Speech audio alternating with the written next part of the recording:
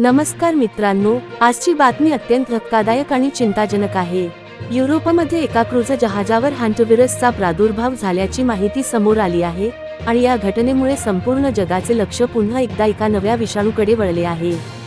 या घटनेत 3 प्रवाशांचा मृत्यू झाल्याचा दावा सोशल मीडियावर वेगाने व्हायरल होत आहे, तर अनेक जणांमध्ये भीतीचे वातावरण निर्माण झाले आहे।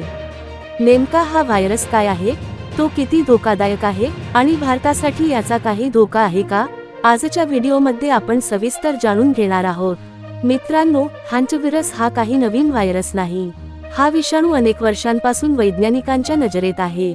सहसा हा विषाणू उंदीर किंवा काही कृंतक प्राण्यांच्या लघवी, विष्ठा किंवा लाळेच्या संपर्कातून माणसांमध्ये पसरू शकतो। विशेषतः संक्रमित जागेतील धूळ श्वासातून शरीरात गेल्यास संसर्ग होण्याची शक्यता वाढते।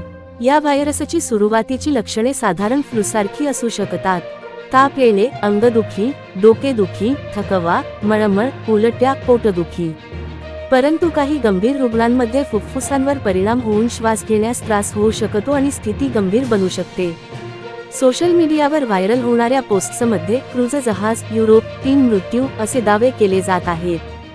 पण अशा बातम्यांकडे पाहताना अधिकृत आरोग्य संस्था, स्थानिक प्रशासन आणि विश्वसनीय वृत्तस्रोतांची माहिती तपासणे खूप महत्त्वाचे असते।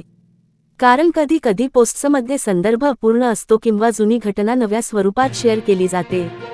भारतातील प्रेक्षकांसाठी सर्वात मोठा प्रश्न, हा व्हायरस भारतात येऊ शकतो का? सध्या उपलब्ध माहितीनुसार सामान्य नागरिकांनी घाबरण्याचे कारण नाही, परंतु स्वच्छता, अन्नपदार्थ झाकून ठेवणे, उंदरांचा प्रादुर्भाव रोखणे आणि आरोग्याच्या लक्षणांकडे दुर्लक्ष न करणे महत्त्वाचे आहे।